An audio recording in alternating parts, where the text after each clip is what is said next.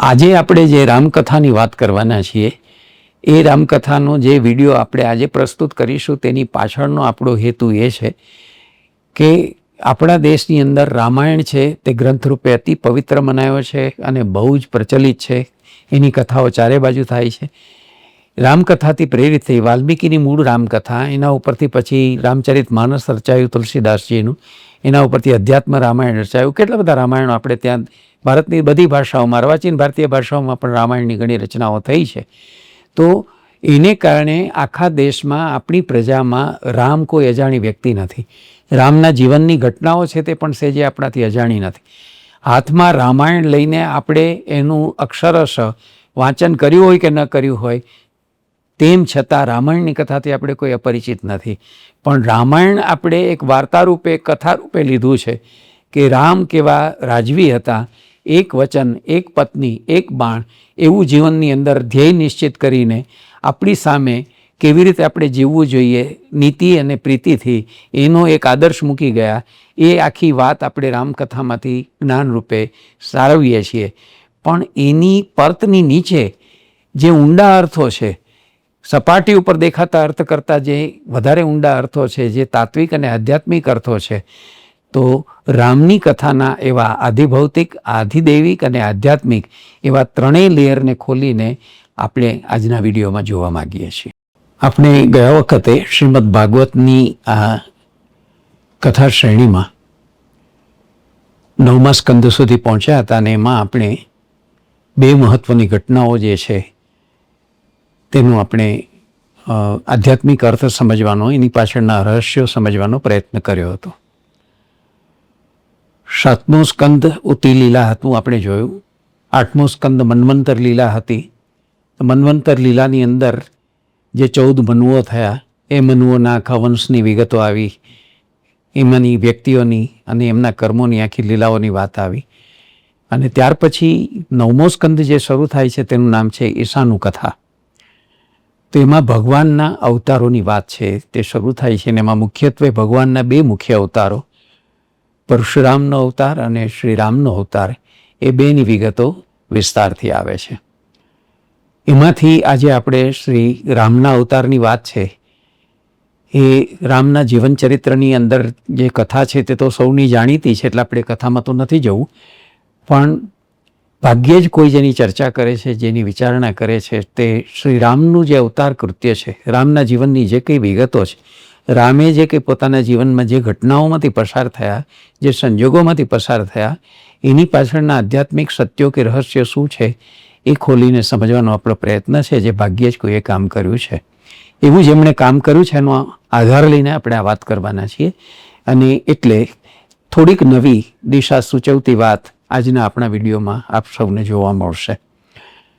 તો સૌથી પહેલી વાત આપણે એ સમજવી છે કે શ્રી રામ એ ભગવાન વિષ્ણુનો 7મો અવતાર મનાય છે. અને ભગવાન એ 7મા અવતાર મર્યાદાપૂર્ણ પુરુષોત્તમ નહીં, પણ મર્યાદા પુરુષોત્તમ રૂપે પોતાનો અવતાર ધારણ કર્યો છે. આ સૃષ્ટિ ઉપર વસનારા જે મનુષ્યો છે તે મનુષ્યોને પોતાના જીવન દરમિયાન કેવી નીતિ અને કેવી રીતિથી જીવવું જોઈએ, એના ઉચ્ચાર, વિચાર અને આચારમાં કેવી મર્યાદાઓનું પાલન કરવું જોઈએ, એ જાણે કે સમજાવવા માટે આ અવતાર એમણે ધારણ કર્યો હોય. તો એક ધાર્મિક પુરુષ, એક આધ્યાત્મિક પુરુષ, એક સાચો મર્યાદાનો આઇકન, એક એને માટેનો એવો સરસ મજાનો નમૂનો આપણી સામે પ્રસ્તુત કરે છે રામનું ચરિત્ર.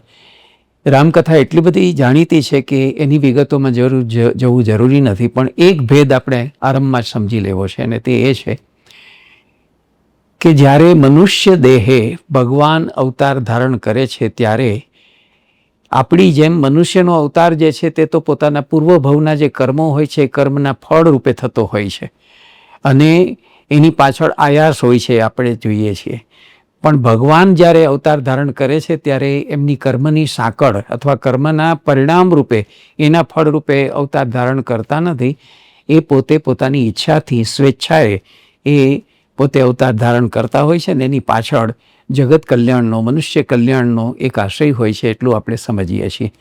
એટલે એમાં આયાસ નથી હોતો. એ બધું જે થાય છે તે અનાયાસ થતું હોય છે. એટલે આવા અવતારી પુરુષો જે થાય છે એ અવતારી પુરુષોના જીવનની જે વિગતો છે તે એક બાજુ ભૌતિક વિગતો આપણા મનુષ્યના જીવન જેવી જ આપણને લાગે, એવા જ બધા કર્તવ્યોને એવી જ બધી ઘટનાઓમાંથી પસાર થતા હોય એવું આપણને લાગે. પણ વાસ્તવમાં આ રામ અવતાર હોય કે કૃષ્ણ અવતાર હોય તો એ અવતારોની આખી વાતની પાછળનો હેતુ આ અધ્યાત્મ ગ્રંથનો જુદો છે, અને તે એ છે કે એને ઘટનાઓ રૂપે, ઐતિહાસિક ઘટનાઓ રૂપે આપણી સામે મૂકવી છે. એથી વિશેષ એમને આધ્યાત્મિક અર્થમાં એને મૂકવી છે. શ્રીમદ ભાગવત એ સમાધિ ભાષામાં લખાયેલો ગ્રંથ છે, અધ્યાત્મશાસ્ત્રનો ગ્રંથ છે. એટલે સાદી સીધી ભાષામાં એમાં વાત થતી નથી. કથાના માધ્યમથી અધ્યાત્મના રહસ્યો સૂચિત કરવા માટે થઈને આવી બધી ભક્તની, ભગવાનના અવતારોની અને રાજા મહારાજાઓની જે કથાઓ આવે છે તેની પાછળ આવો એક ચોક્કસ હેતુ છે, તેની વાત આપણે આગળ સ્પષ્ટ કરી છે.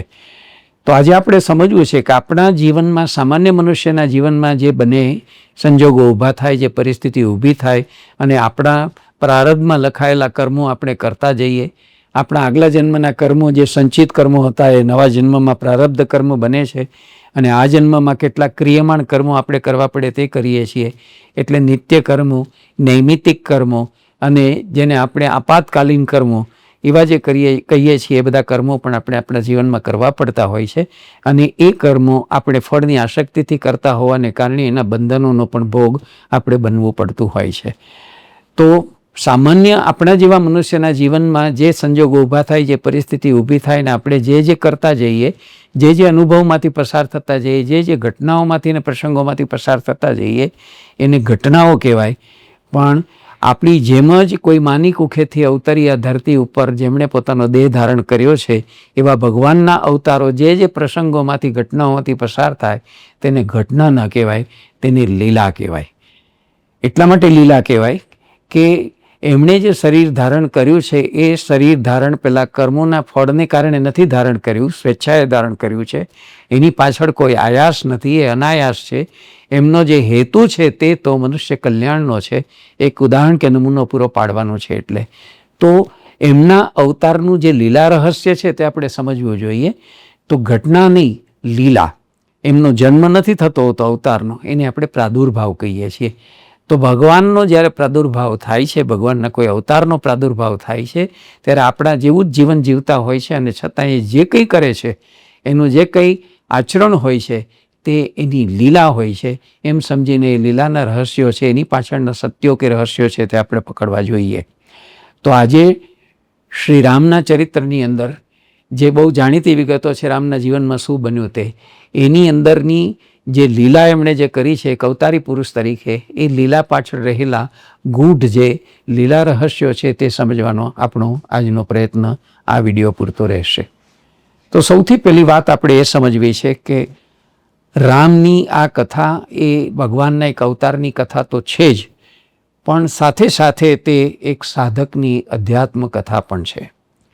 જીવનમાં કોઈ વ્યક્તિ પોતે છે એ કક્ષાએથી ઉપર ઉઠીને પોતાના જીવનમાં આધ્યાત્મિક સાધનામાં આગળ વધતા પોતે પણ આ રીતે મુક્તિ કે મોક્ષ પામવો છે, અને પોતે પણ આ રીતે કોઈ ઊંચામાં ઊંચી કક્ષા હાંસલ કરવી છે એવું વિચારીને જે અધ્યાત્મ પથ ઉપર આગળ વધવા ઈચ્છતા હોય એવા અધ્યાત્મ યાત્રીને માર્ગદર્શન મળે એવી એક સાધકની અધ્યાત્મ કથા પણ રામચરિતની આખી અંદર પડેલી છે. તે આપણે સમજવું પડશે.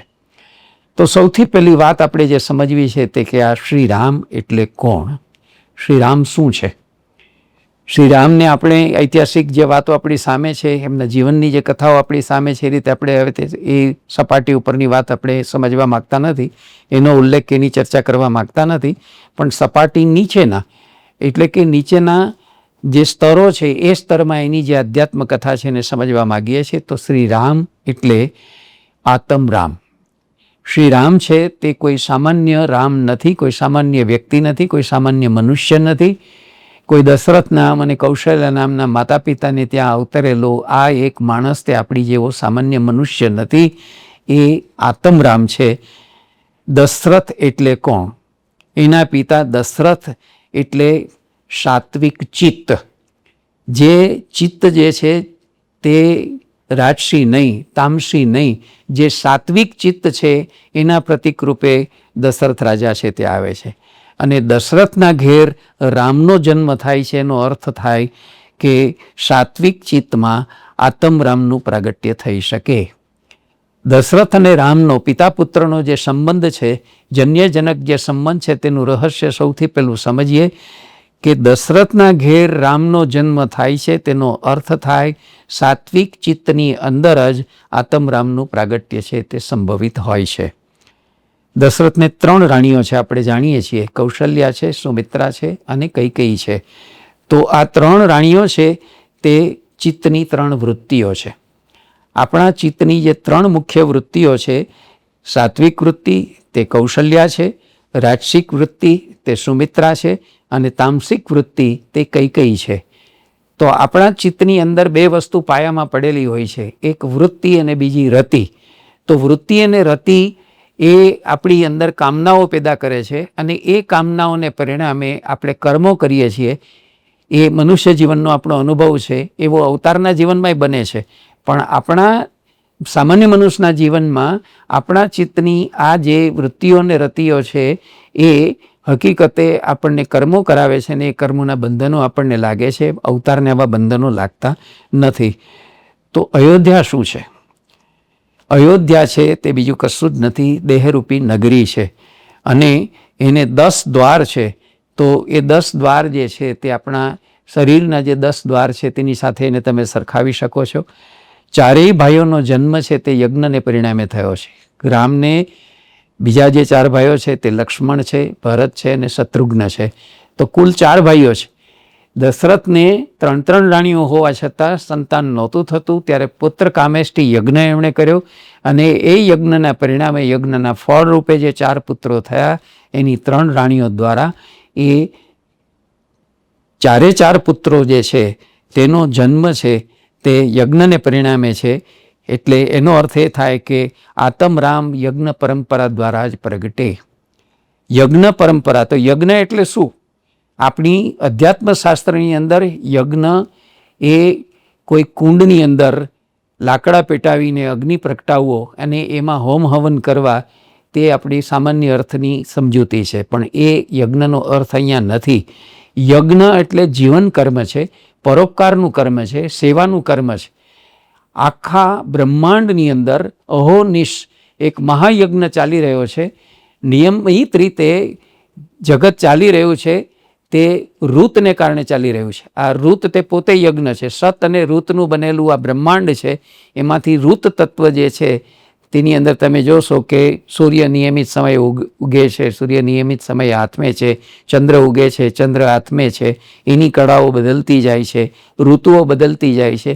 બધું ધારા ધોરણ પ્રમાણે નિયમિત રીતે ચાલે છે. ઠંડી પડે છે, ગરમી પડે છે, વરસાદ આવે છે અને વરસાદને કારણે છે જમીનની ફળદ્રુપતા વધે છે, જમીનની અંદરથી અન્ન પાકે છે, એની અંદરથી ઔષધિઓ પાકે છે વગેરે. તો આખા બ્રહ્માંડની અંદર જે કંઈ તત્વો, સત્વો અને જીવો છે તે સતત જ પરોપકારનું કોઈ મોટું કાર્ય કરી રહ્યા છે. એ સેવાનું કાર્ય છે. એવો એક સેવાનો જે મહાયજ્ઞ ચાલી રહ્યો છે એને આપણે યજ્ઞ કહીએ છીએ. તો આવા 4 ભાઈઓનો જન્મ આવી યજ્ઞ પરંપરાને કારણે થયો છે. એનો અર્થ એ છે કે સેવાને માટે થયેલો છે. એમનો જન્મ, એમનું અવતરણ આ ભૂમિ ઉપર છે તે કોઈ સેવાના ભાવથી થયેલું છે. તો આપણે આગળ સમજવું છે કે એ સેવા કઈ હતી. આપણે જાણીએ છીએ રામની કથાની અંદર કે હજી તો થોડાક જ મોટા થયા ત્યાં વિશ્વામિત્ર દશરથના દરબારમાં આવે છે અને પોતે અને પોતાના જેવા બીજા એવા ગુરુઓ જે ગુરુકુળ સ્થાપીને ત્યાં પોતાને ત્યાં રહેતા જે શિષ્યો છે તેને યજ્ઞ, યાગાદી, કર્મકાંડ અને જીવન શિક્ષણ આપી રહ્યા છે. તો તેની અંદરથી દૈત્યો, અસુરો એમાં વિઘ્ન નાખી રહ્યા છે, એમના હવનમાં હાડકાં નાખી રહ્યા છે, એમાં અંતરાયો ઊભા કરી રહ્યા છે. તો એનો સામનો કરવા માટે એ અસુરોની અને એ પ્રકારના દૈત્યોની આ બધી જે હરકતો છે તેને દૂર કરવા માટે તમે રામને મારી સાથે મોકલો, લક્ષ્મણને મારી સાથે મોકલો, એવી જે વિનંતી કરે છે તેનો અર્થ શું છે? શા માટે વિશ્વામિત્ર છે તે રામ અને લક્ષ્મણની માગણી કરવા આવે છે? આ યજ્ઞ શું છે? અથવા તો આ દૈત્યો કે અસુરો શું છે? શા માટે એ હવનમાં હાડકાં નાખી રહ્યા છે? દશરથ મોટી ઉંમરે થયેલા યજ્ઞ કરવાને કારણે, એવા પવિત્ર કર્મને કારણે એમને ત્યાં પુત્રરત્નો પ્રાપ્ત થયા છે, તો એમનું મન માનતું નથી, એમનું દિલ ચાલતું નથી. એ દલીલો કરે છે સામે કે હું આવું, મારું સૈન્ય મોકલું. પણ વિશ્વામિત્ર આગ્રહ પકડી રાખે છે કે તમે કે તમારું સૈન્ય નહીં, તમારા 2 પુત્રો મને આપો, મારે સાથે લઈ જવા છે. તો એની પાછળ પણ કોઈ હેતુ છે, અને એ આધ્યાત્મિક હેતુ છે. પાછળથી આત્મરામ રૂપે અને પાછળથી પરાક્રમી પુરુષ રૂપે જે કામો કરવાના છે રામ અને લક્ષ્મણે, તેને માટે એને તૈયાર કરવા માટે થઈને, એને સજ્જ કરવા માટે થઈને, એને સામર્થ્યવાન બનાવવા માટે થઈને જે વિદ્યાઓ એને આપવાની છે એ વિદ્યાઓ શીખડાવવા માટે થઈને આ આખું આયોજન છે. વિશ્વામિત્ર આગ્રહ કરીને એમને લઈ જવા માગે છે, તેની પાછળનું કારણ આ છે. તો વિશ્વામિત્ર અને એના જેવા બીજા ઋષિમુનિઓ રાજ્યથી દૂર શાંત વાતાવરણમાં, વનમાં, અરણ્યોમાં પોતાના આશ્રમો સ્થાપીને, પોતાના આશ્રમમાં શિષ્યોને 12 વર્ષની ઉંમરે દાખલ કરી બીજા 12 વર્ષ સુધી જીવનનું વ્યવહાર શિક્ષણ આપે છે. અનેક વિદ્યાઓ અને કૌશલ્યો શીખવે છે. ત્યાં જે છે તે સનાતન ધર્મ છે એનો બોધ કરે છે, એનો પ્રબોધ અને ઉપદેશ કરે છે. એ બધું સમજાવે છે. તે આવા પરધર્મી જે છે, અથવા તો જે એનાથી અસંતુષ્ટ છે, એવા લોકો એની અંદર જે અંતરાયો કે વિઘ્નો ઊભા કરવા માગે છે, તેને અસુર કહે છે, તેને દૈત્યો કહે છે. તો એવા બધા તત્વોને દૂર કરવા માટે થઈને કોઈ દૈવી અંશ, કોઈ શક્તિમંત, કોઈ વીર્યવંત, કોઈ પ્રતાપી, કોઈ સાત્વિક, એવી શક્તિની જરૂર પડે. અને એટલા માટે થઈને એવી શક્તિ છે તે આત્મરામ રૂપે અવતરેલા આવા પ્રતાપી એવા 2 રાજકુમારોમાં છે, એમ સમજીને વિશ્વામિત્ર દશરથની પાસે એની માગણી કરવા આવ્યા છે. અને દશરથ જ્યારે એને સોંપે છે ત્યારે સાથે લઈ જતાં વિશ્વામિત્ર એને જે બલા અતિબલા નામની વિદ્યાઓ સમજાવે છે અને શીખડાવે છે તે શું છે. આ બલા અને અતિબલા વિદ્યા એટલે શું? તો હકીકતે એ ઉપાસનાની એક પદ્ધતિ છે, જેને સવિત્ર ઉપાસના તમે કહી શકો શાસ્ત્રીય ભાષામાં. તે એને સમજાવે છે અને શીખડાવે છે. મનુષ્યની પશુ સહજ એવી 4 સમાનતાઓ છે, જે પશુઓમાં છે અને જે મનુષ્યમાં છે. તો મનુષ્યની અંદર રહેલું મનુષ્યત્વ કરતાં પશુ તત્વ જે છે તેને નિયંત્રણમાં લાવવું જરૂરી હોય છે મનુષ્ય અવતારમાં. તો મનુષ્ય સફળ થાય અને મનુષ્યનો આધ્યાત્મિક વિકાસ થઈ શકે. તો એ 4 વસ્તુ કઈ છે? આહાર, નિદ્રા, ભય અને મૈથુન. પ્રાણીઓને પણ ખોરાક જોઈએ છે, પ્રાણીઓને પણ ઊંઘ આવે છે, પ્રાણીઓને પણ મૈથુનની ઈચ્છા થાય છે, અને પ્રાણીઓને પણ ભય લાગે છે. એવી જ રીતે મનુષ્યને 4 વસ્તુ લાગે છે. તો આહાર, નિદ્રા, ભય અને મૈથુન એ 4 જે સમાનતા છે મનુષ્ય અને પશુ વચ્ચે, તો આ 4 ઉપર મનુષ્યએ પોતાનું નિયંત્રણ, પોતાનો કાબુ છે તે મેળવી લેવો જોઈએ. આહાર ઉપર, નિદ્રા ઉપર, ભય ઉપર અને મૈથુનની ઈચ્છા ઉપર. તો આ આખી વસ્તુ શીખવવા માટે, સમજાવવા માટે વિશ્વામિત્ર જે છે તેને લઈ ગયા છે રામ અને લક્ષ્મણને, અને આવી જુદી જુદી વિદ્યાઓ દ્વારા એમને સમજાવે છે. પાછળથી આપણને ખબર પડે છે કે જેણે નિદ્રાની ઉપર કાબુ મેળવી લીધો છે તેને માટેનો આધ્યાત્મિક શબ્દ છે ગુડાકેશ, જે વારે વારે શ્રીમદ ભગવદ્ ગીતામાં વપરાયો છે. જેણે આ 4 ઉપર કાબુ મેળવી લીધો છે તેને માટેનો શાસ્ત્રીય શબ્દ છે ઋષિકેશ. જેણે આ 4 નબળાઈઓ ઉપર પોતાનું પ્રભુત્વ સ્થાપિત કરી લીધું છે અને પોતાના નિયંત્રણમાં લઈ લીધું છે, આહાર, નિદ્રા, ભય, મૈથુન, તે ઋષિકેશ છે. તો આવી વિદ્યાઓ શીખવવા માટે વિશ્વામિત્ર છે તે રામ એટલે કે આત્મરામને અને લક્ષ્મણને પોતાની સાથે લઈ ગયા છે. સૌથી પહેલો વધ રામ દ્વારા જે થાય છે તે તાટકા નામની રાક્ષસીનો થાય છે. તો ભગવાનનો અવતાર સ્ત્રી હત્યા કરે? કોઈના મનમાં એવો પ્રશ્ન ઊભો થઈ જાય. તો આ તાટકા શું છે? હકીકતે આ તાટકા તે કોઈ વ્યક્તિ નથી, પણ મનુષ્ય માત્રની અંદર રહેલી મારા અને તારાની જે વૃત્તિ છે, આ મારું, આ તારું, અહંતા અને મમતાનો જે ભાવ છે, એ ભાવ જેમને આધ્યાત્મિક પથ ઉપર પ્રગતિ કરવી છે, વિકાસ કરવો છે, તેને સૌથી પહેલાં મોર મોર તોર તોર, એ જે માયાનું તત્વ છે, એ માયાનું તત્વ છે તેને જીતવું પડે. તો તાટકા વધનો અર્થ છે આવી મારા તારાની જે રમત કરે છે, જે ભ્રમણામાં રાખે છે આપણને, તે માયા ઉપરનો વિજય. અધ્યાત્મ સાધનામાં આસુરી વૃત્તિઓ હંમેશા વિઘ્નરૂપ બને છે. મનુષ્યની અંદર દેવ, દાનવ અને મનુષ્ય ત્રણેય વસે છે, આપણે જાણીએ છીએ. અને ત્રણેયની એક એક લાક્ષણિકતા છે. દેવો વિલાસી છે તો એને માટે પેલી ઉપનિષદ કથા કહે છે એમ એણે શું કરવાનું છે? દેવો વિલાસી છે તો એણે દમન કરવાનું છે. દૈત્યો છે તે હિંસક વધારે મનોદશાવાળા છે તો એણે દયા રાખવાની છે. અને મનુષ્ય જે છે તે સંગ્રહખોરી અને પરિગ્રહ વૃત્તિવાળા બહુ છે તો એને પરોપકાર અર્થે એણે ત્યાગ કરવાનો છે, દાન દક્ષિણા કરવાની છે. તો દાન, દયા અને દમન એવા આપણી જ અંદર વસતા દેવ, મનુષ્ય અને દાનવ એવા 3 સ્વરૂપો છે. એ આપણી અંદર હોવાને કારણે આપણી અધ્યાત્મ સાધનામાં એવી આપણી અંદર રહેલી આસુરી વૃત્તિઓ જે છે તે વિઘ્નરૂપ ન બને એટલા માટે થઈને ગુરુની આજ્ઞાથી રામ, લક્ષ્મણ આવી જે વૃત્તિઓ છે તેનો નાશ કરતા જાય છે. તે અસુર લીલા સંહાર રૂપે આપણને રામાયણ કથામાં દેખાય છે. પછી આગળ ચાલતા એક બહુ જ મોટી મહત્ત્વની ઘટના રામ દ્વારા બને છે અને જે અહલ્યા ઉદ્ધારની. તો આ અહલ્યા ઉદ્ધાર એટલે શું છે? તો અહલ્યા એટલે જેને ખેડવામાં નથી આવી, જેને ખરા અર્થની અંદર ખેડી નથી એવી અક્ષુણ ધરતી એટલે મેઇડન જેને કહીએ એવી લેન્ડ. તો એવી જે લેન્ડ છે એવી ઉજ્જડ જમીનને ફળદ્રુપ કરવાની ઘટના, તેનું નામ અહલ્યા ઉદ્ધારની ઘટના છે. તો અહીંયા આપણે સમજવું છે કે આ જમીનનો અર્થ શું લેવો? જમીન એટલે આપણે સમજીએ છીએ આપણા જગતની જે ખેતરની જમીન છે તેની વાત છે? ના, આ એની વાત નથી. આ જે છે જમીન તે ચિત્ત ભૂમિની વાત છે. આપણા ચિત્તની ભૂમિને પણ આપણે ખેડવી પડતી હોય છે. એ જ્યાં સુધી ખેડીએ નહીં ત્યાં સુધી એ ફળદ્રુપ થતી નથી. અને એની અંદર પણ આપણે જે પ્રેમ અને સેવાનું બીજ વાવવા માગતા હોઈએ છીએ તે વાવી શકીએ નહીં અને તે ઉછરે પણ નહીં. તો ચિત્તના વણખેલાયેલા ભાગો અને ભૂમિકાઓ એનું આધ્યાત્મિક રૂપાંતર કરવું એ ઘટનાનું નામ છે અહલ્યા ઉદ્ધારની ઘટના. તો તમને સમજાશે કે ઋષિએ શાપ આપ્યો હતો પત્નીને, એને કારણે પત્ની છે તે પથ્થર બની ગઈ હતી. ભગવાનના ચરણનો સ્પર્શ થયો એટલે પથ્થરમાંથી પાછી એ વ્યક્તિ બની ગઈ અને અહલ્યાનો આ રીતે ભગવાન દ્વારા ઉદ્ધાર થયો. એવી જે કથા આવે છે એ કથાનો આધ્યાત્મિક અર્થ તો એ છે કે આપણા ચિત્તના વણખેડાયેલા જે ભાગો છે અને જે ભૂમિકાઓ છે એનું આધ્યાત્મિકતામાં રૂપાંતર કરવું. તો આપણે આપણી ચિત્તભૂમિને આ રીતે ખેડીને એને આધ્યાત્મિકતા માટે થઈને ખેડવાની હોય છે. ત્યાર પછી વિશ્વામિત્ર એને જનકની નગરીમાં લઈ જાય છે, મિથિલા નગરીમાં, અને ત્યાં સ્વયંવર યોજ્યો છે સીતા માટે થઈને. અને એની અંદર શિવ ધનુષના ભંગની આખી ઘટના આવે છે. શિવે જે ધનુષ આપ્યું છે, જે નાનપણમાં રમતી રમતી સીતા છે એનો ઘોડો કરીને રમતી હતી, એ શિવ ધનુષ એટલું પરાક્રમી છે અને એટલું ભારે છે કે એને કોઈ ઉપાડી પણ નથી શકતું.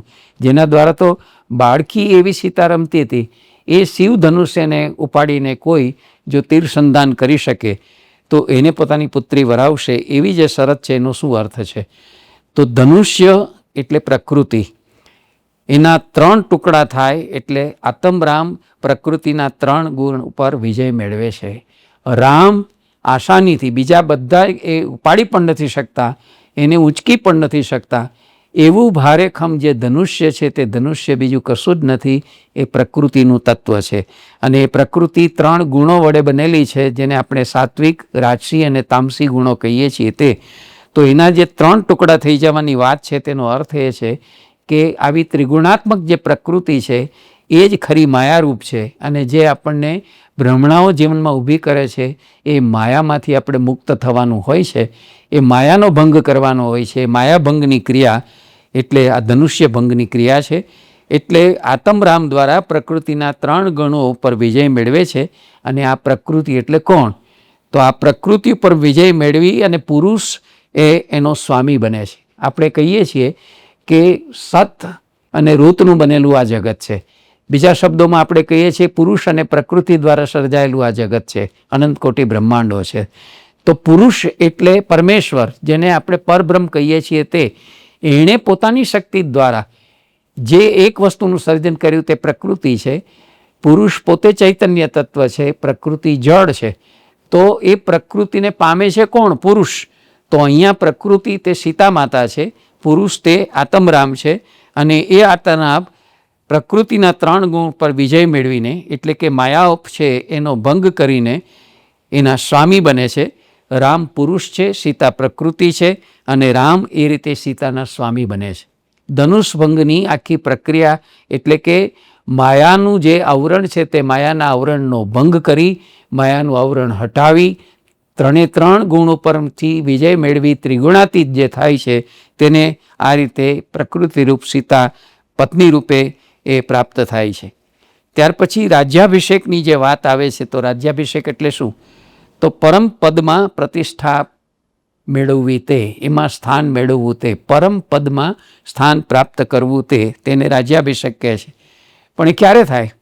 જ્યાં સુધી માણસ પોતાની અધ્યાત્મ સાધનામાં પૂર્ણતા પ્રાપ્ત ન કરે, જ્યાં સુધી એની એ સાધના છે તે સંપૂર્ણપણે સફળ ન થાય, ત્યાં સુધી માણસ પરમ પદને પ્રાપ્ત કરી શકતો નથી.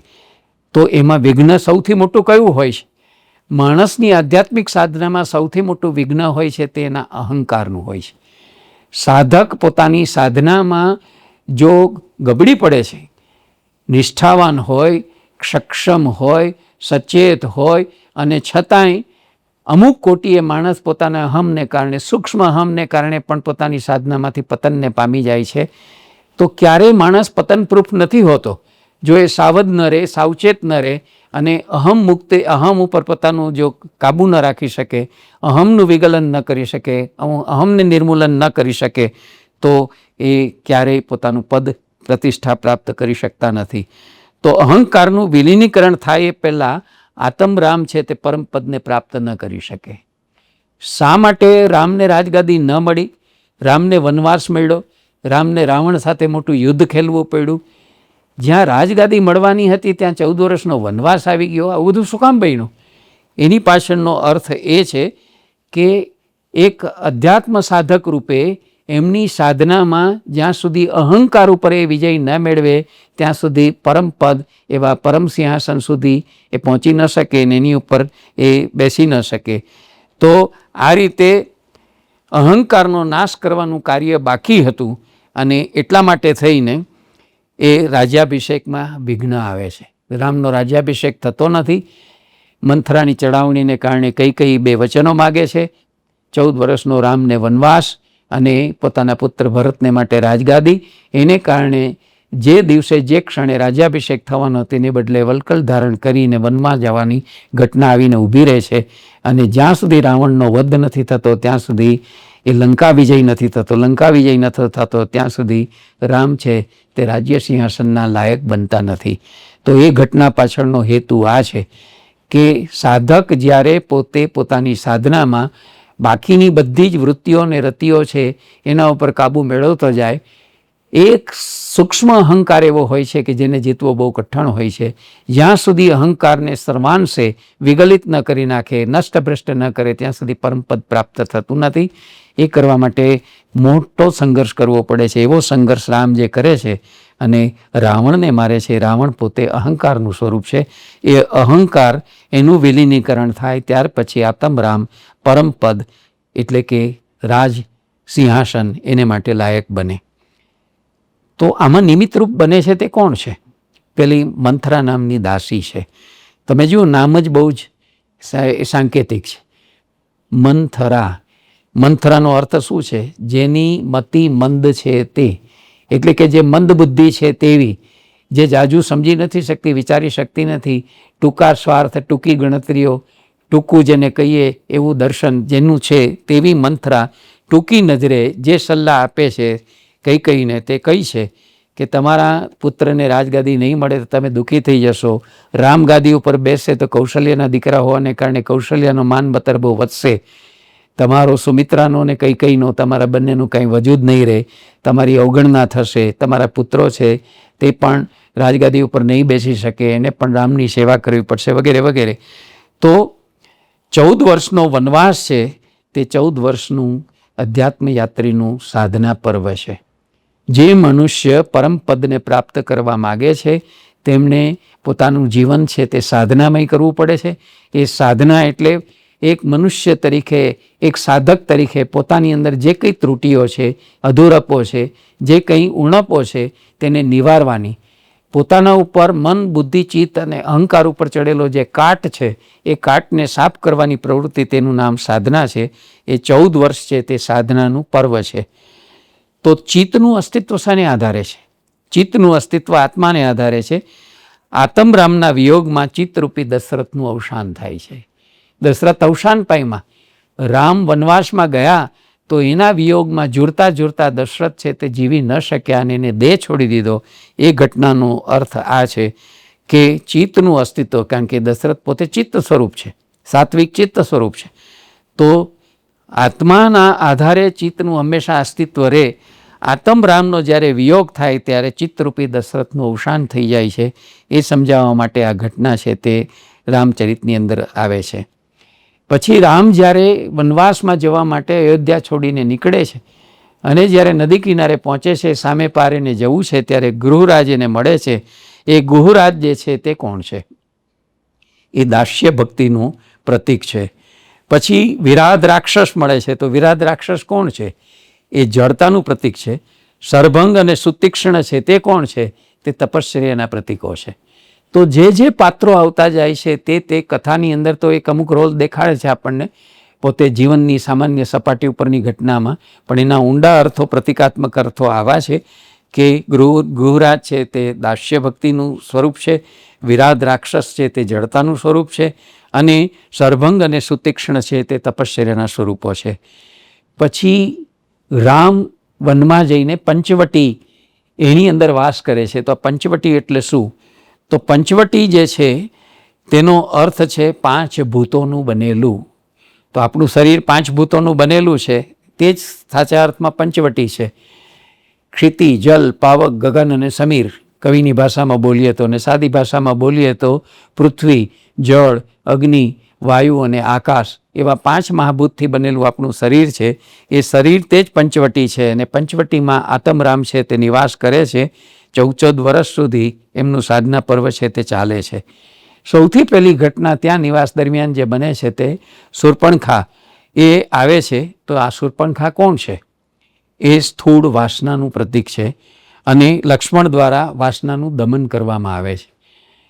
શૂર્પણખા એના નાકને કાપી નાખ્યું.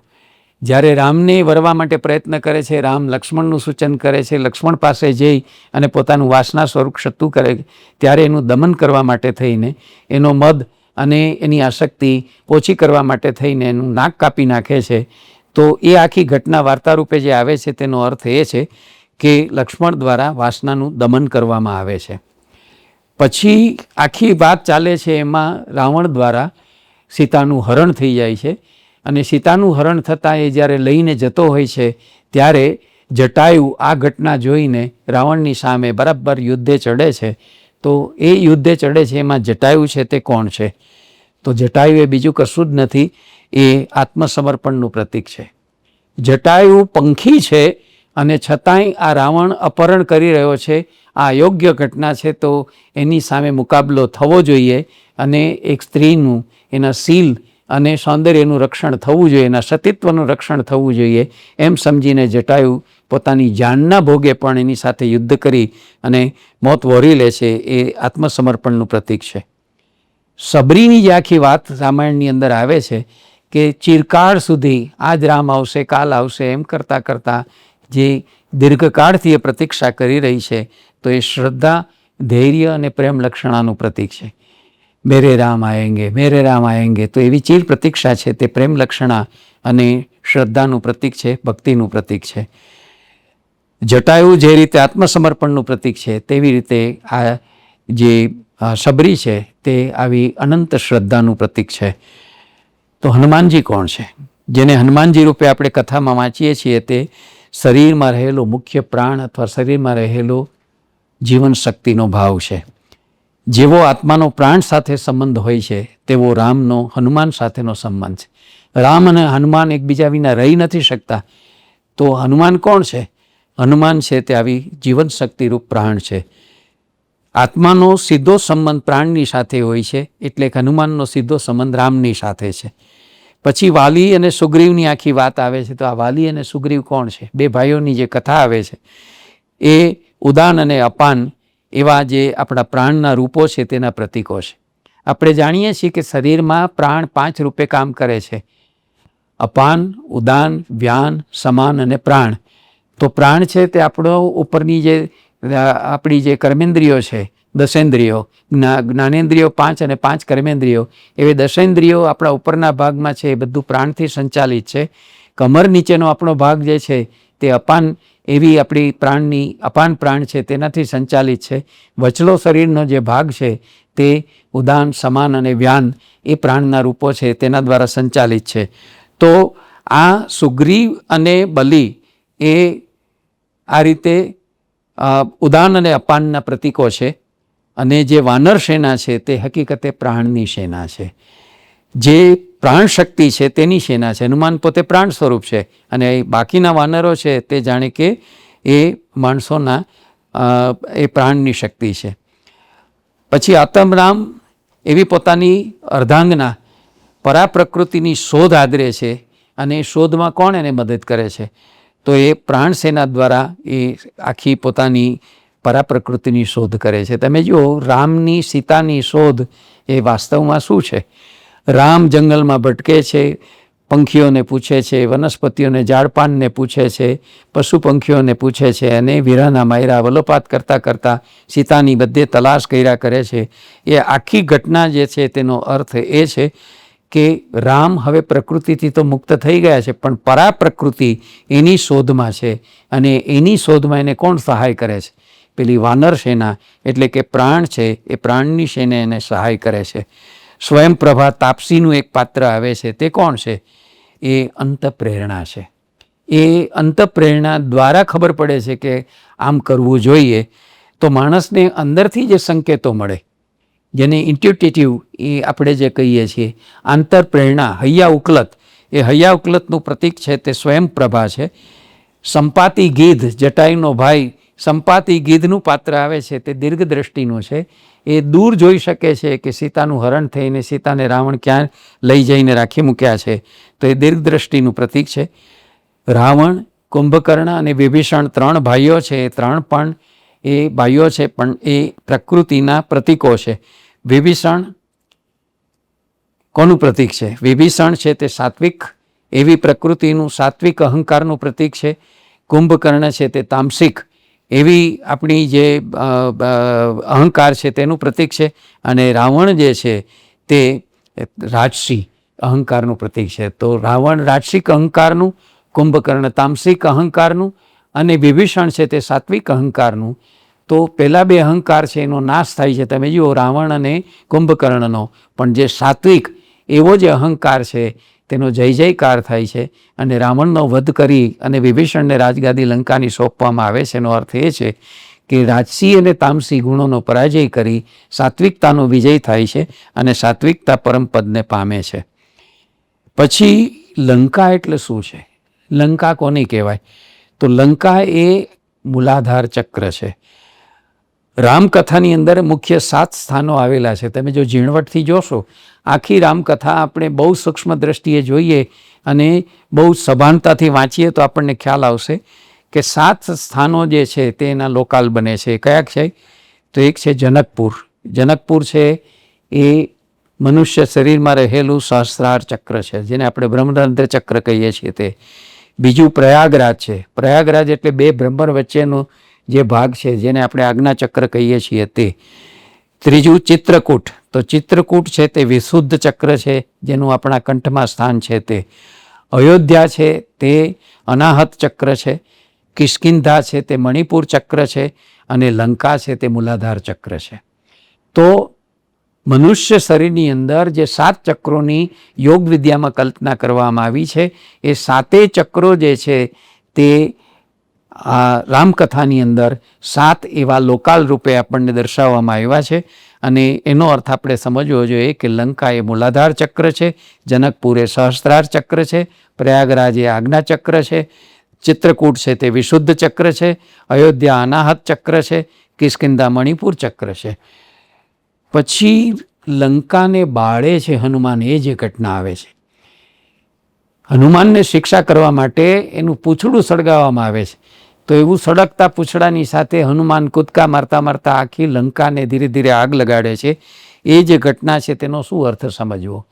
તે અર્થ એ છે કે હનુમાન પોતે પ્રાણ શક્તિ છે, પ્રાણ બ્રહ્મચર્યવાન છે અને એના બ્રહ્મચર્યથી એ કામ બીજનું દહન કરે છે. એ જે દહન કરે છે તે કામનાઓનું દહન કરે છે, કામના વૃત્તિનું દહન કરે છે, તો એનું એ પ્રતીક બને છે. પછી રામ લંકા પહોંચવા માટે થઈને જે રામ સેતુ છે એ બાંધે છે વાનરોની મદદથી. તો એ રામ સેતુ શું છે? એ શાનું પ્રતીક છે? તો ઉર્ધ્વ ચેતના અને નિમ્ન ચેતના એવી મનુષ્યની જે બે ચેતના છે એની વચ્ચે જે ખાઈ છે એ ખાઈને દૂર કરનાર સેતુનું નામ છે તે રામ સેતુ છે. આપણી પોતાની અંદર જેમ પ્રાણ છે અને અપાન છે, એક ઉપરના ભાગમાં છે, આપણી એક ઉર્ધ્વ ગતિ થઈ શકે ને બીજી અધોગતિ થઈ શકે. તો એવી આપણી ચેતનાની ઉપસર્પિણી અને અવસર્પિણી એવી જે બે ગતિઓ હોય છે એ બે ગતિ વચ્ચે સેતુ બાંધવાનો હોય છે કે જેથી અવસર્પિણી ગતિ છે તેને ઉર્ધ્વ માર્ગે લઈ જઈ શકાય અને ઉપર લઈ જઈ શકાય. અપાનને પ્રાણમાં મેળવી દઈએ સહસ્ત્રારમાં તો આપણી મુક્તિ થાય. એ દર્શાવવા માટેનો જે સેતુ બાંધવામાં આવે છે એટલે એનું નામ રામ સેતુ છે. તો રામ અને રાવણનું યુદ્ધ છે એ શું સંકેતિત કરે છે? રામ અને રાવણનું એટલે કે રામ એ આત્મરામ છે અને રાવણ છે તે અહંકાર છે. તો આત્મા અને અહંકાર એની વચ્ચે જે યુદ્ધ ચાલે છે, અહંકાર એટલો મજબૂત હોય છે, એટલો સંઘર્ષશીલ હોય છે, એટલો હઠીલો હોય છે કે પોતાની છેલ્લી શક્તિ પણ ખર્ચી નાખે છે આત્મા ઉપર વિજય મેળવવા માટે, આત્માની પાસે પોતે નમતું ન જોખે એટલા માટે. તો રામ અને રાવણ વચ્ચેનું યુદ્ધ જે ચાલે છે તે આ રીતે આત્મા અને અહંકાર વચ્ચેનું યુદ્ધ છે. અને દસેન્દ્રિયોનો ભોગ તે રાવણના 10 માથા છે. જે આપણી 10 ઇન્દ્રિયો છે બધી જ ભોગ લીપ્સો છે. આપણે જાણીએ છીએ આંખની, નાકની, કાનની, જીભની, ત્વચાની, હાથની, પગની, ગુયાંગોની અને આપણી જીભની એવી 10 ઇન્દ્રિયો છે તે ભોગ લીપ્સું છે. એવી ભોગ લીપ્સાના પ્રતીકો તે દશાનંદના માથાઓ, જેને દશાનંદ રાવણને આપણે 10 માથાવાળો કહીએ છીએ. તો એ 10 ઇન્દ્રિયોનો ભોગ તે રાવણના 10 માથા છે. અને જ્યાં ભોગેચ્છાના અંકુરો ફૂટ્યા જ કરે છે, ગમે એટલો ભોગ લીપ્સું થાય, લંકા મળી છે એને, આટલી દોમદોમ સાહેબી મળી છે, એની પાસે કશુંય, એના દરબારમાં, એના જનાનામાં કેટલી તો સુંદર સ્ત્રીઓ છે, બધું છે, અને છતાંય સીતાનું અપહરણ કરે છે વગેરે. તો એ બધું સૂચવવા માટે થઈને પ્રતિકાત્મક રૂપે દર્શાવ્યું છે કે એના 10 માથા તે એની દશેન્દ્રિયોનો ભોગ કરવાની છે વૃત્તિ છે. રાવણ પોતે માયાવી છે, અનેક રૂપો ધારણ કરી શકે છે. એનો અર્થ જ એ છે કે અહંકાર અનેક રૂપો ધારણ કરી અને આપણા જીવનની અંદર પોતાનો ભાગ ભજવતો હોય છે. અને એના પ્રભાવ હેઠળ આવીને આપણે પણ કેટલાક ખોટા કર્મો છે કરીને બંધનમાં બંધાતા હોઈએ છીએ. યુદ્ધ દરમિયાન પોતાની માયાવી શક્તિથી જે નાગપાશનું બાણ છોડે છે અને એને કારણે નાગપાશની અંદર રામ અને લક્ષ્મણ છે એ બંને બંધાઈ જાય છે. એમાંથી મુક્ત થવા માટે એને કોણ મદદ કરે છે? નાગ અને ગરુડ મદદ કરે છે. તો એ નાગ એટલે પ્રાણની અધોગામી ગતિ અને ગરુડ એટલે એની ઉર્ધ્વગામી ગતિ. આપણે જાણીએ છીએ ગરુડ અને નાગને અહિશાપ સંબંધ જેમ કહે છે, અહિનકુલ સંબંધ.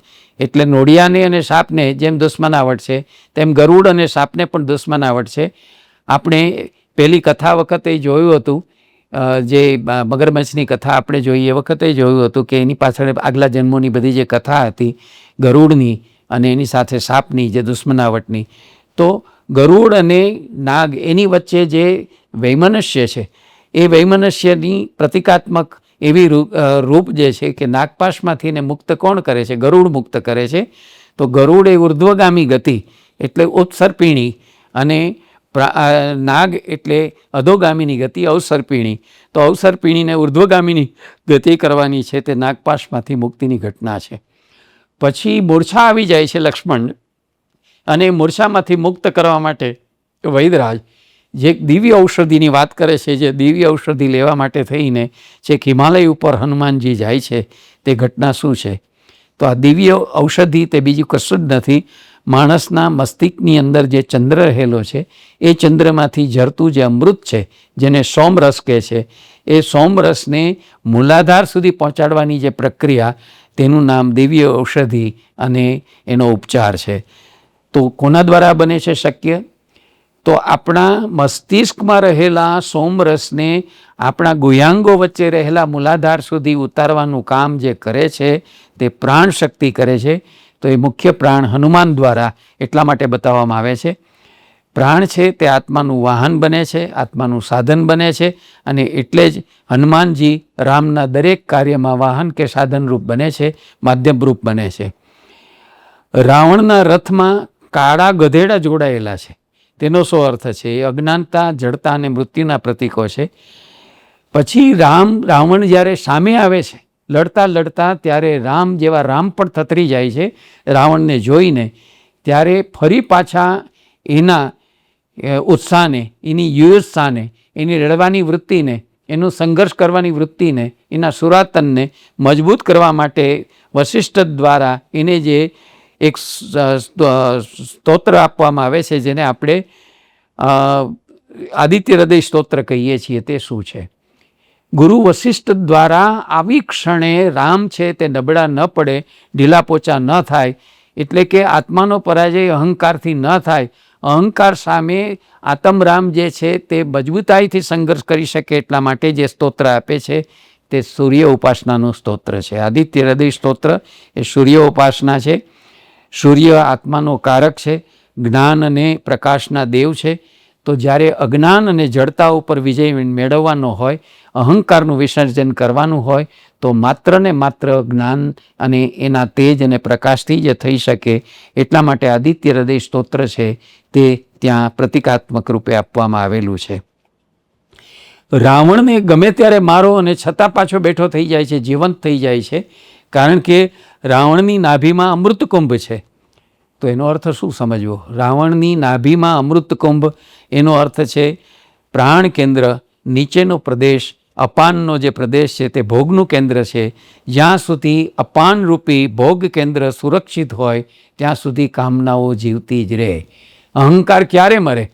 અહંકાર ત્યારે જ મરે કે જ્યારે એનું વિસર્જન ત્યારે જ શક્ય બને કે એનું ભોગ કેન્દ્ર છે તેનો તમે નાશ કરો. તો રાવણની નાભીમાં રહેલા અમૃતકુંભનો નાશ કરવો એ ઘટના રામ દ્વારા થાય છે. તેનો અર્થ એ છે કે અપાનરૂપી ભોગ કેન્દ્ર, જેને કારણે એની કામનાઓ, એનો અહંકાર, એના અનેક રૂપો સજીવ થતા હતા તે સજીવ ન થાય અને એનો અંત આવે.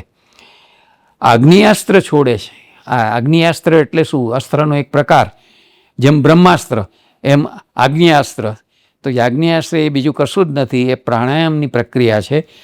અપાન ઉપર વિજય મેળવવા માટે, અહંકારની વિનષ્ટિ કરવા માટે થઈને સૌથી વધારે પ્રાણની જે શક્તિ કામ આવે છે તે પ્રાણાયામની પ્રક્રિયા કામ આવે છે.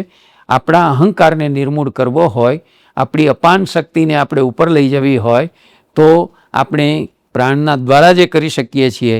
એટલા માટે આ પ્રાણાયામની આખી પ્રક્રિયાને આગ્નેયાસ્ત્ર કહેવું છે. યોગિક દ્રષ્ટિએ તમે આપણે જો જોવા જઈએ આખી ઘટનાને, તો 3 તબક્કા હોય છે. આધ્યાત્મિક સાધનામાં સાધકને પોતાને પરમપદ સુધી પહોંચવા માટે પ્રાણ જય કરવો પડે, ચિત્ત જય કરવો પડે અને અહંકાર જય કરવો પડે. એટલે કે પોતાના પ્રાણ છે એની ઉપર પણ નિયંત્રણ લેવું પડે, ચિત્ત ઉપર પણ નિયંત્રણ લેવું પડે અને અહંકાર ઉપર પણ નિયંત્રણ લેવું પડે. તો આવી 3 પ્રકારની નિયંત્રણની આખી ઘટના રામકથાની અંદર, રામના અવતારમાં, એના અવતાર કૃત્યમાં, એની લીલા વપુમાં, એની લીલામાં આપણને દેખાય છે. રાવણ મરતાની સાથે રામમાં સમાઈ જાય છે. એનો અર્થ શું સમજવો?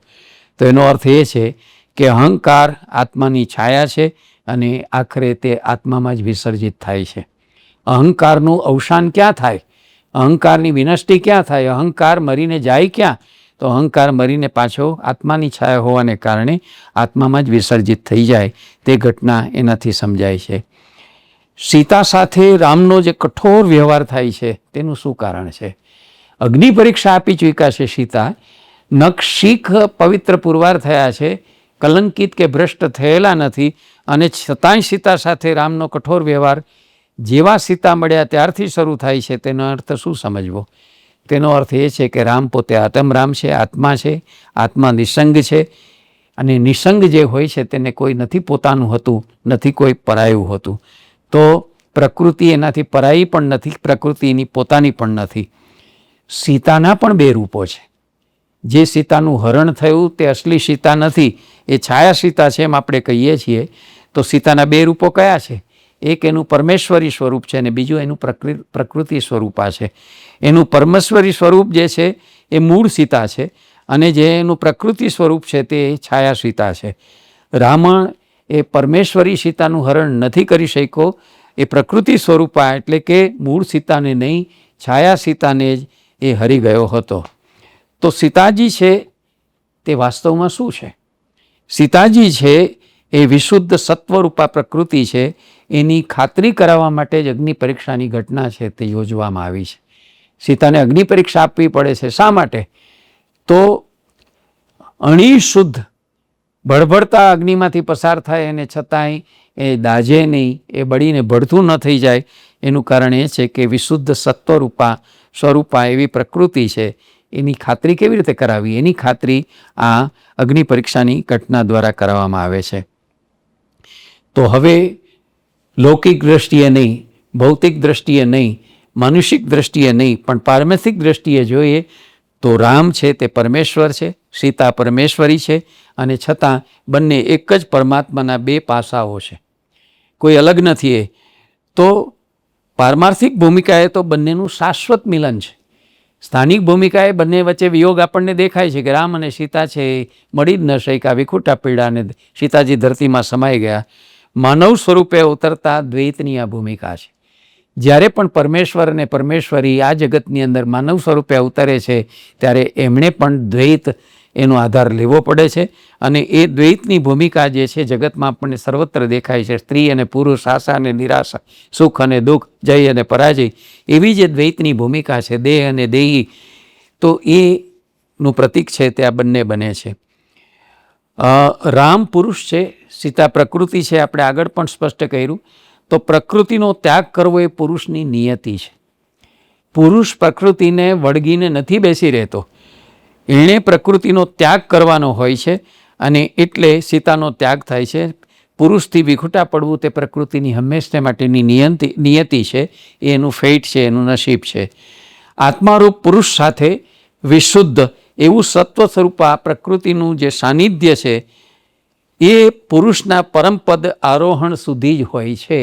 આ એક બહુ જ મહત્વનું આધ્યાત્મિક સત્ય છે, તે રામકથા દ્વારા આપણી સામે ખુલે છે. પુરુષનું પ્રકૃતિ સાથેનું સાનિધ્ય ક્યાં સુધી હોય? ત્યાં સુધી જ હોય જ્યાં સુધી એ પરમપદને પામે નહીં. પરમપદને પામે ત્યાં સુધી જ હોય, પછી એ બંનેનો વિરહ થાય. તો આત્મારૂપ પુરુષ સાથેનું વિશુદ્ધ એવું સત્વરૂપા પ્રકૃતિનું સાનિધ્ય જ્યારે રામને રાજસિંહાસન રૂપ પરમપદ પ્રાપ્ત થયું, એટલે કે પરમપદની પ્રાપ્તિ થઈ, એનું રાજ્યસિંહાસન ઉપર આરોહણ થયું, ત્યાં સુધી સીતા એની સાથે રહી શકે છે. પછી ધરતીમાં સીતા સમાઈ જાય છે. તો પ્રકૃતિનું અધિષ્ઠાન હંમેશને માટે ધરતી છે, અને ત્યાંથી તે આવે છે અને ત્યાં જ તે સમાઈ જાય છે. તો પ્રકૃતિનું જન્મસ્થાન, પ્રકૃતિનું વિલય સ્થાન એ બંને ધરતી હોવાને કારણે, અને સીતા આવી ધરતીપુત્રી હોવાને કારણે, પ્રકૃતિ હોવાને કારણે એ ધરતીમાં સમાય છે. શંબુકનો વધ એવી જે ઘટના આવે છે, તે શંબુક નામની વ્યક્તિનો વધ નથી, પણ જે તપ કરતા હોય છે, પણ તામસિક ભાવથી તપ કરતા હોય છે. કોકનું બુરું કરવું, કોકને પછાડવા, કોકને પરેશાન કરી નાખવા, એવા ભાવથી જે લોકો તપ કરતા હોય છે, એવા તામસિક તપનું એ પ્રતીક તે શંબુક છે. અને એવા તામસિક તપનો ત્યાગ કરવો તે શંબુકનો વધની ઘટના છે. રાજસૂય યજ્ઞની જે ઘટના આવે છે તેનો તાત્વિક અર્થ શું છે? રાજસૂય યજ્ઞ તે અધ્યાત્મ વિજયનો ઉત્સવ છે. તમે જ્યારે આધ્યાત્મિકતાના બધા સોપાનો સિદ્ધ કરીને, આત્મસિદ્ધિ એ બધા સોપાનો સર કરીને તમે આત્મ સ્વરૂપ જ્યારે બની જાઓ છો, ત્યારે તમારો અધ્યાત્મનો વિજય, બ્રહ્મ વિદ્યા તમે પ્રાપ્ત કરેલો છો, જેને તમે સચ્ચિદાનંદ કહો છો, અખંડાનંદ કહો છો, નિર્વાણ કહો છો, શૂન્યત્વનો અનુભવ કહો છો, એ જ્યારે તમે પ્રાપ્ત કરો છો ત્યારે એનું નામ અધ્યાત્મ વિજય છે, એનું નામ રાજસૂય યજ્ઞ છે. લવ અને કુશ કોણ છે? રામના બે બાળકોની જે વાત આવે છે રામાયણમાં, તે આત્માની બે પ્રધાન શક્તિઓ છે. આત્માની બે પ્રધાન શક્તિઓ કઈ છે? એક છે જ્ઞાન શક્તિ અને બીજી છે પ્રેમ શક્તિ. તો લવ અને કુશ આ જ્ઞાન અને પ્રેમ શક્તિના બે પ્રતીકો છે. આ બે શક્તિઓ દૂર હોય ત્યાં સુધી આત્માના રાજસૂય યજ્ઞ એને પડકાર આવે ને આવે, પણ જ્યારે સાચો પરિચય પ્રાપ્ત થાય ત્યારે વિરોધ સમી જાય અને યજ્ઞ સંપન્ન થાય. એટલે આ બંનેને ઓળખે નહીં, એ પેલા યજ્ઞના ઘોડા છે તેને બાંધે અને ભરી સભામાં લાવવામાં આવે, યજ્ઞ અટકી જાય, આ બધું જે બને છે તે આખી ઘટના એટલા માટે છે કે આ બે શક્તિઓ દૂર હોય ત્યાં સુધી આત્માનો રાજસુ યજ્ઞ છે તે સંપૂર્ણ ન થાય, પણ એ બંને પ્રાપ્ત થાય જ્ઞાન અને પ્રેમ, ત્યારે યજ્ઞ સંપન્ન થાય. રામ આખરે પોતાના પડછાયા રૂપ લક્ષ્મણનો પણ છેવટે ત્યાગ કરે છે. તેનો અર્થ શું સમજવો? આત્મરામ સૌનો ત્યાગ કરી અને નિસંગ થવાનું હોય છે. આત્માએ પોતાની સાથે કોઈ પણ પ્રકારના ભાવ વિભાવ, કોઈ પણ પ્રકારના સંચારી ભાવ, કોઈ પણ પ્રકારની રતિ, સંવેદના, ઈચ્છા, લાગણી, એષણા કશું રાખવાનું નથી હોતું. અસંગ થવાનું હોય છે. એ અસંગતા પ્રાપ્ત કરવા માટે થઈને પોતાના હનુમાન જેવા જ બીજા સેવક એ લક્ષ્મણનો પણ ત્યાગ કરે છે. તેનો અર્થ એ છે. તો આમ રામકથા આપણી સામે 3 સ્વરૂપે આવે છે. એ 3 સ્વરૂપમાં પહેલું સ્વરૂપ છે અયોધ્યાના રાજપુત્ર દશરથ નંદન માનવરામની કથા, તે એક એનું રૂપ છે. બીજી આત્મરામ નામની રામકથા, તે અધ્યાત્મરામની કથા છે. અને ત્રીજું રામકથા, તે પરમાત્માની અવતાર લીલાની કથા છે. તો આવી ત્રિવિધ સ્તર ઉપર રામની આખી કથા ચાલે છે. આ કથા આવી આધ્યાત્મિક દ્રષ્ટિએ જુઓ તો ઊંડા અર્થવાળી છે. જે પથિકો અધ્યાત્મ સાધનામાં આગળ વધવા માગે છે અને પરમપદ પ્રાપ્ત કરવા માગે છે, એ પરમપદ પ્રાપ્ત કરવા માટે જે સાધનાની પ્રક્રિયા હોય છે એમાં પોતાની કઈ કઈ ત્રુટિઓ, ઉણપો અને કઈ કઈ અધૂરપો છે એના ઉપર વિજય મેળવતા છેવટે સ્થૂળ અને સૂક્ષ્મ, સાત્વિક, રાજસી અને તામસી એવા અહંકારના 3 રૂપોને પરાજિત કરીને કેવી રીતે પરમપદની પ્રાપ્તિ હાંસલ કરી શકાય છે તેની કથાનું આખું રૂપક છે. તે આપણે કેટલાક અર્થો છે ખોલીને જોયું. આ વિડીયો તમે ધ્યાનથી સાંભળ્યો હશે અને ધ્યાનથી સાંભળ્યા પછી તમને ખ્યાલમાં આવ્યું હશે કે આટલી જાણીતી જે રામકથા છે એ રામકથાના 3 સ્તર છે. પહેલા સ્તર ઉપર ભગવાનના 7મા અવતાર રૂપે દશરથ અને કૌશલ્યાને ત્યાં પુત્ર રૂપે ઉતરેલા રામને કેવી રીતે રાજગાદીને બદલે વનવાસ મળ્યો, કેવી રીતે લંકાની યુદ્ધ કર્યું, રાવણ ઉપર વિજય મેળવીને પછી પાછા એ પોતે રાજ્યાભિષેક દ્વારા અયોધ્યામાં રાજા થયા, પ્રજાવત્સલ રાજા તરીકે કેવી રીતે એણે રાજ કર્યું, એ એક પહેલું સ્તર છે. બીજું સ્તર આપણે જોયું કે એના એક બીજા સ્તર ઉપર ઊંડા અર્થો છે કે રામ છે તે આત્મરામ છે, દશરથ છે તે સાત્વિક ચિત્ત છે અને એની આખી વાત, એની જે 3 માતાઓ છે તે 3 માતાઓ કેવી વૃત્તિઓ છે એ બધું આપણે જોયું. ત્રીજા સ્તર ઉપર એની આધ્યાત્મિક આખી રૂપક લીલા આપણે સમજવાનો પ્રયત્ન કર્યો કે રામ અને સીતાનું લગ્ન શા માટે થયું. રામ પોતે પુરુષ છે, સીતા છે તે પ્રકૃતિ છે. પુરુષ અને પ્રકૃતિનું મિલન થાય છે, પણ એ મિલન ત્યાં સુધી જ શક્ય હોય છે કે જ્યાં સુધી પરમપદની પ્રાપ્તિ થાય ત્યાં સુધી. તો એ બંનેનો વચ્ચેનો વિરહ થાય. એ વિરહને કારણે બંને કેવા સંઘર્ષો વેઠવા પડે, કેવી મુશ્કેલીઓ, યંત્રણાઓ, વિટંબણાઓમાંથી પસાર થવું પડે. અને એમ કરતાં પછી છેવટે જ્યારે પોતાની બધી અધૂરપો, ઉણપો અને ત્રુટિઓ જે છે એના ઉપર વિજય મેળવીને કેવી રીતે પાછા પ્રકૃતિ ઉપર પણ વિજય મેળવે છે અને ચૈતન્યમય બને છે. તો રામ પરમેશ્વર અને સીતા પરમેશ્વરી, એક જ પરમેશ્વરના 2 રૂપો કેવી રીતે સંયુક્ત હોવા છતાં દ્વૈતની ભૂમિકા રચે છે. આખી વાત તમને કદાચ આ પહેલી વાર સાંભળવા મળી હશે અને તમે ધ્યાનથી સાંભળી હશે તો તમે આ બધી વસ્તુ પકડી શક્યા હશો. મને જાણવામાં રસ છે કે તમે આ ઝીણવટથી સાંભળ્યું છે કે નહીં, અને સાંભળ્યું છે તો આ વાત હું બરાબર વ્યક્ત કરી શક્યો છું કે નહીં. આપના પ્રતિભાવો મને જાણવા ગમશે.